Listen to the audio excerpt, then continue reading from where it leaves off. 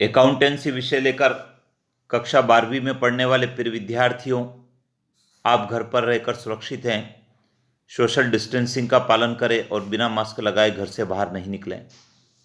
विद्यार्थियों, इस वीडियो के पहले हमने 2 वीडियो देखे थे जिसमें लेखाकर्म विषय के अंतर्गत साझेदारी अध्याय के कुछ प्रश्नों की चर्चा की थी।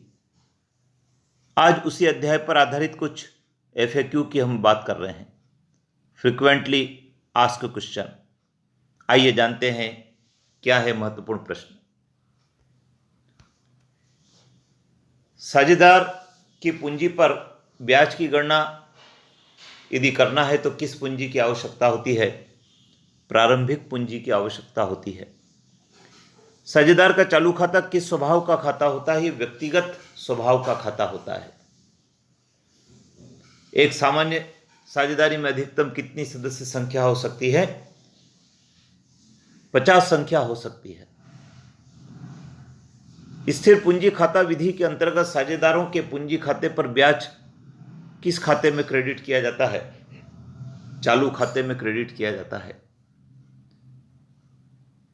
साझेदारी संलेख के अभाव में लागू होने वाली व्यवस्थाएं किस धारा में दी गई है?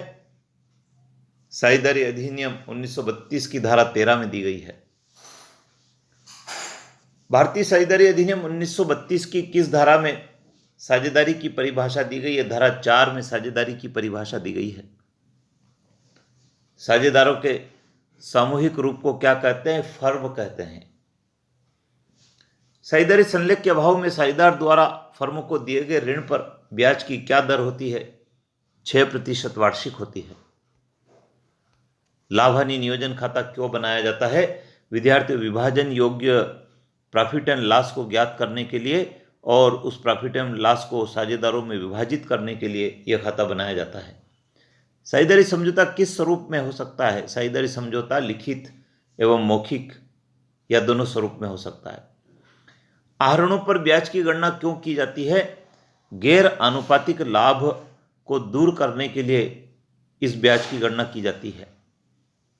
साझेदारों के पूंजी खाते संधारण की कितनी विधियां हैं? 2 विधियां हैं, स्थिर पूंजी प्रणाली और परिवर्तनशील पूंजी प्रणाली।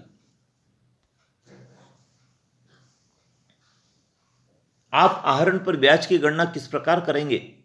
यदि समान धनराशि प्रत्येक माह के 15वें दिन निकाली जाती है तो उसका सूत्र है कुल आहरण गुणित दर बटा 100 गुणित 6/12। लाभ विभाजन अनुपात क्या है?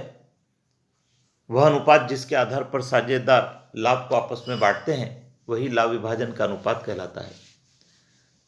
साधारणतया साझेदारी के खाते पुस्तपालन की किस प्रणाली के आधार पर बनाए जाते हैं?